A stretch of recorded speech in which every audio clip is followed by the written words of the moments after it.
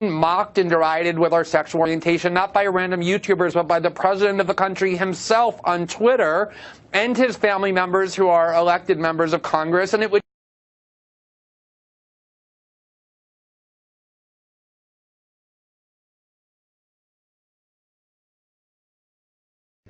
I personally use the term fascist very sparingly, but I most certainly apply it to Jair Bolsonaro. The first time I ever wrote about Bolsonaro was in 2014 when he was still kind of obscure, and he had just for the second time told a female colleague with whom he served in Congress, a leftist, that who accused him of defending the use of torture and rape by the dictatorship, which are two of the techniques they use. He said to her, "Oh, you don't have to worry.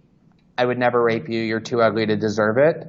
And Bolsonaro is Brazil's Trump, or the Trump of the tropics. Two cliches that have become popularized over the past several months to try and understand him are wildly inaccurate. He's much more like, say, the Philippines President Rodrigo Duterte, and probably even more extreme than him. I think the best current model, would be the Egyptian dictator General Sisi, one in which he vowed to cleanse the country of what he called the red bandits, by which he means the Brazilian left, and said that Brazil will have a cleansing unlike any seen in its history, and that the only choices for those who refuse to submit to his rule will be prison, death, or exile. So he's been very consistent in his ideology. And he was part of a military dictatorship that lasted until 1985. He views that military dictatorship, which summarily executed critics, detained dissidents, closed media outlets, used torture systematically, was supported by the US and the UK, as the superior model of government to democracy, and has said that repeatedly, that he wants to bring Brazil back to that period, that really dark period in its recent history of the military dictatorship policy. So he hired an economic guru. He said he would empower to be kind of a super minister of the economy named Paulo Guedes.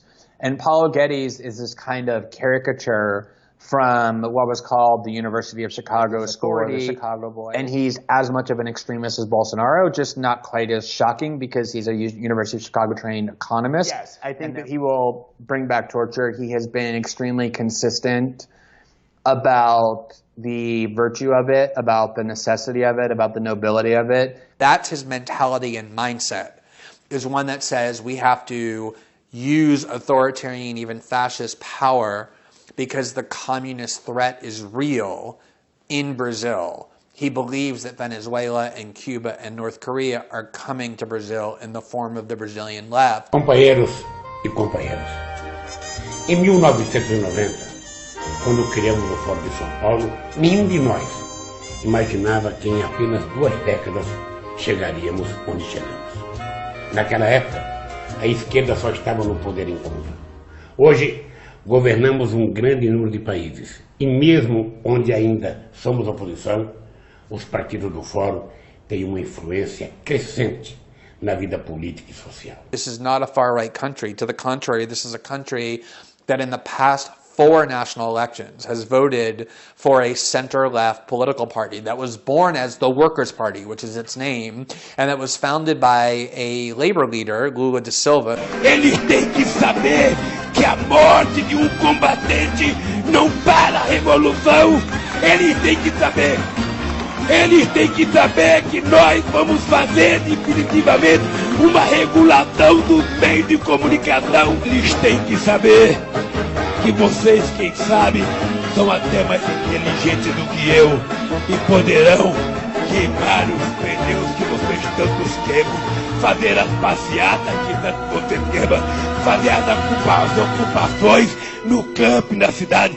Parecia difícil a ocupação de São Bernardo, e amanhã vocês vão receber a notícia de que ganharam o terreno que vocês